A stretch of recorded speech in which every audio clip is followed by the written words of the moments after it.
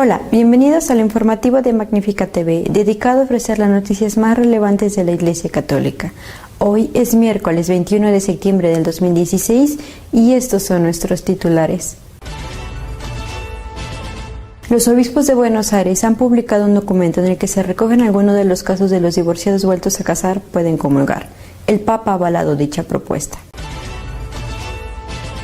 El cardenal de Viena, Schönborn, ha advertido del riesgo de que se produzca un tercer intento de conquista islámica de Europa debido a la inmigración.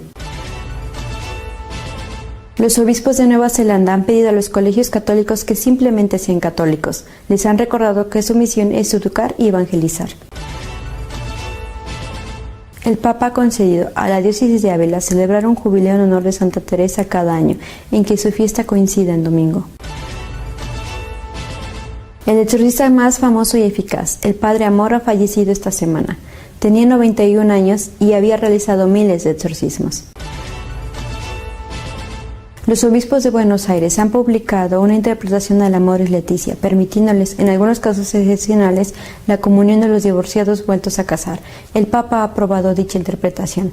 Los obispos de la provincia eclesiástica de Buenos Aires, al igual que han hecho otros obispos del mundo, han publicado un documento con las normas que se deben seguir para aplicar la exhortación apostólica Amoris Laetitia. Sobre la situación de los divorciados vueltos a casar, el documento afirma que se debe buscar en primer lugar la nulidad eclesiástica. A la vez, cuando las circunstancias concretas de una pareja lo hagan factible, especialmente cuando ambos sean cristianos con un camino de fe, se puede proponer el empeño de vivir en continencia. Amoris Laetitia no ignora las dificultades de esta y deja abierta la posibilidad de acceder al sacramento de la reconciliación cuando se falle en ese propósito. En otras circunstancias más complejas, dice el texto, y cuando no se pudo obtener una declaración de nulidad, la opción mencionada puede ser de hecho no factible. Si se llega a reconocer que, en un caso concreto, hay limitaciones que atenúen la responsabilidad y la culpabilidad, particularmente cuando una persona considere que caería en una ulterior falta, dañando a los hijos de la nueva unión, Amoris Laetitia abre la posibilidad del acceso a los sacramentos de la reconciliación y la Eucaristía. El Papa Francisco, informado de dicho documento, escribió a los obispos argentinos una carta de apoyo. El escrito es muy bueno y explicita cabalmente el sentido del capítulo 8 de Amoris Laetitia. No hay otras interpretaciones, y estoy seguro de que hará mucho bien, concluyó el Santo Padre, zanjando así la discusión sobre otras posibles interpretaciones. El Islam está preparando por tercera vez la conquista de Europa. Esta afirmación la ha hecho nada menos que el cardenal Schönborn de Viena. El arzobispo de Viena, cardenal Schönborn, alertó sobre la posible conquista islámica de Europa en la catedral de la capital austriaca. Aseguró que Europa ha despilfarrado y desperdiciado su herencia cristiana y los europeos se han convertido en tibios respecto a la fe. El purpurado dijo a los presentes que ese día se celebraba una victoria decisiva de una coalición cristiana sobre el Imperio Turco Otomano en la batalla de Viena de 1683. Este día, hace 333 años, Viena se salvó. ¿Habrá ahora un tercer intento de una conquista islámica de Europa? Muchos musulmanes piensan eso y lo esperan, dijo. Estos musulmanes, indicó el cardenal, dicen, esta Europa está en su fin. Europa, añadió, ha despilfarrado y desperdiciado su herencia cristiana, como el hijo pródigo de la parábola que narra Cristo en las Escrituras. El 11 de septiembre de 1683, el rey polaco y supremo comandante de la Armada de la Coalición Cristiana, John Sobieski III, guió 18.000 hombres contra los turcos, que estaban a punto de conquistar Viena, y logró vencerlos. La victoria de la coalición polaca, austriaca, bárbara y sajona puso fin a la expansión del Imperio Otomano. Los colegios católicos deben ser católicos, es lo que han pedido los obispos de Nueva Zelanda a los directores de esos centros educativos. La Conferencia de Obispos Católicos de Nueva Zelanda envió una carta a los miembros de las juntas directivas de las escuelas católicas del país, en la cual recuerdan su deber fundamental, que la escuela sea fiel a su naturaleza como escuela católica y fiel a su propósito, el cual es proveer educación católica a los jóvenes formándolos como discípulos de Cristo. Los obispos pidieron poner el tema de la identidad religiosa en el centro del funcionamiento de los centros, en unos momentos en que la preservación y el mejoramiento del carácter católico pueden ser marginados fácilmente por los requerimientos del Estado o una persecución estrecha del éxito académico. Los prelados pidieron a las juntas directivas apoyar al director en mantener los requerimientos mínimos de horas de educación religiosa, en contra de la presión desde otras áreas del currículo, y dejar de lado una perspectiva en algunas juntas de que disminuir el carácter católico de la escuela atraería más suscripciones. Ávila podrá disfrutar de un año santo en honor de Santa Teresa de Jesús cada vez que la fiesta de la Santa coincida con el domingo. El Papa Francisco ha concedido a la diócesis de Ávila el año jubilar teresiano periódico cuando la fiesta de Santa Teresa, que se celebra cada 15 de octubre, coincida con un domingo, de manera que en 2017 tendrá lugar esa primera gracia. La noticia ha sido dada a conocer por el obispo de Ávila, Monseñor Jesús García Murillo, quien ha agradecido a la Santa Sede este privilegio. El obispo de Ávila ha explicado que la petición de año jubilar periódico se fundamenta en el gran provecho espiritual que la gran multitud de fieles obtuvo el año pasado con el motivo del 5º centenario del nacimiento de Santa Teresa, cuando la ciudad recibió en torno a 1 millón de visitantes. En este contexto, Monseñor Jesús García Murillo ha reconocido que se trata de una gracia que no es frecuente, por lo que supone de mantener en el tiempo y que ha comparado con la que ya tiene Santiago de Compostela en el Jacobeo. El obispo de Ávila ha comentado que el primer año jubilar teresiano periódico tendrá lugar en el 2017, para continuar en el 2023 y en el 2028, cuando la festividad de Santa Teresa, el 15 de octubre, coincida en domingo. Ha muerto el Padre Amor, era el más veterano exorcista católico, experto en luchar contra el demonio y en liberar de su influjo a sus víctimas.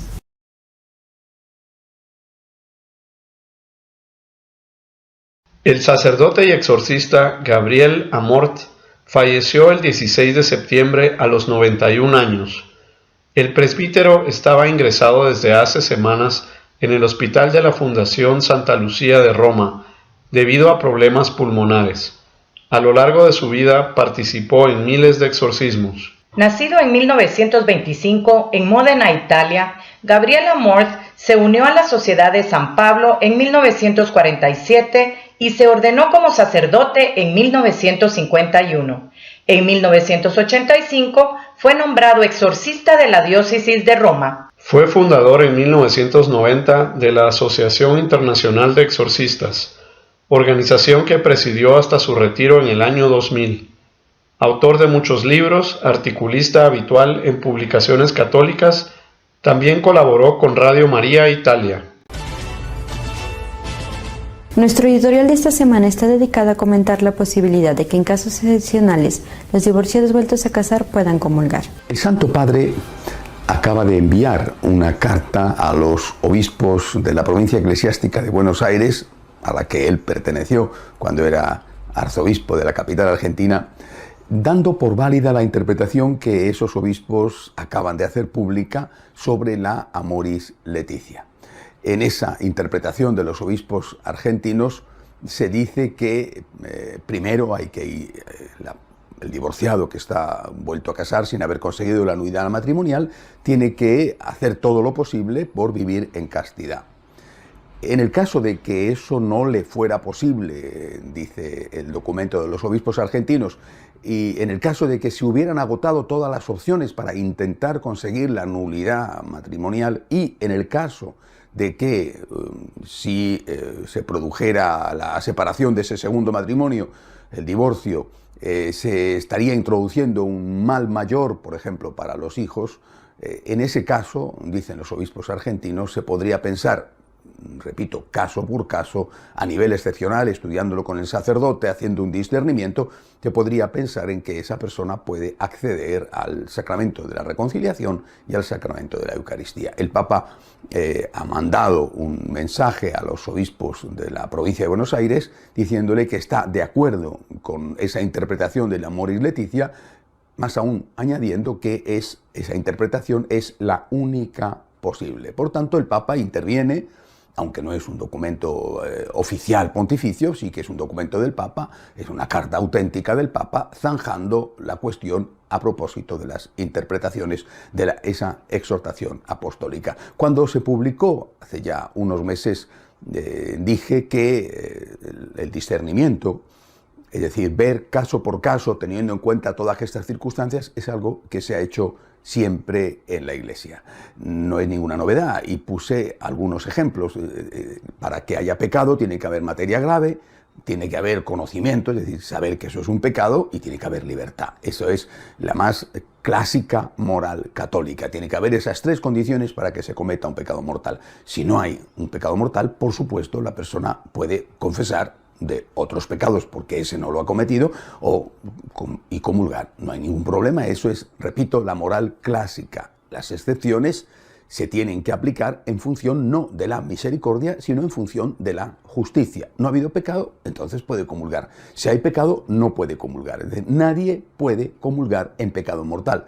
Ahora bien, si en ese caso concreto no ha existido el pecado, entonces puede comulgar. Repito, esto se hace mediante el discernimiento con el sacerdote, y esto se ha hecho siempre. Bueno, el que esto sea así, repito, no es ninguna novedad, y recordarlo me valió en ese momento bastantes críticas por parte de algunos que no quieren aceptar ninguna capacidad de discernimiento. Ahora bien, ¿qué es lo que está sucediendo ya? Lo que está sucediendo es que de ese discernimiento que da paso a casos muy excepcionales, a casos muy particulares al acceso a la Eucaristía, se está pasando rápidamente a la generalización. Es decir, de la excepción se está haciendo una regla. Ya no es que la persona va a ir al sacerdote y le va a preguntar, mire usted, yo estoy en esta situación, tengo este problema.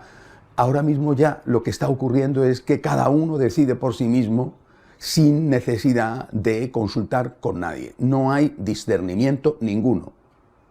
Más aún, te puedes encontrar con casos en los cuales el sacerdote, de hecho existen y me llegan continuamente, el sacerdote, diciendo que quiere ser misericordioso como manda el Papa, da la comunión a personas incluso sin confesarse o confesándolas, pero sin que puedan confesarse. No hay ningún tipo de discernimiento y se hace en el nombre de la misericordia.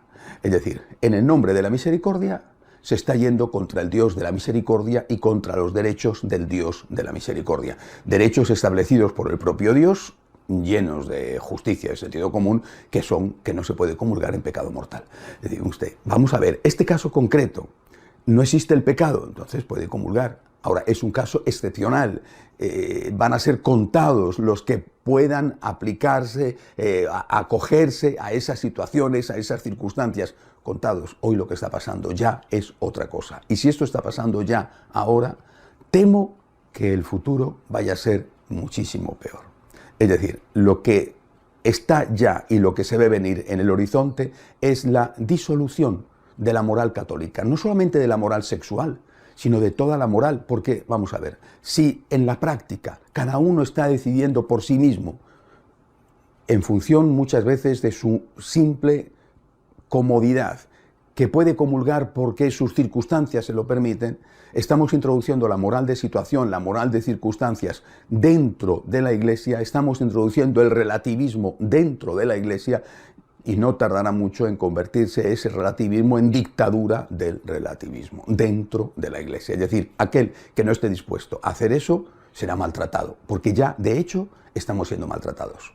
Y esto, insisto, no solamente deteriorará toda la moral sexual, sino toda la moral católica.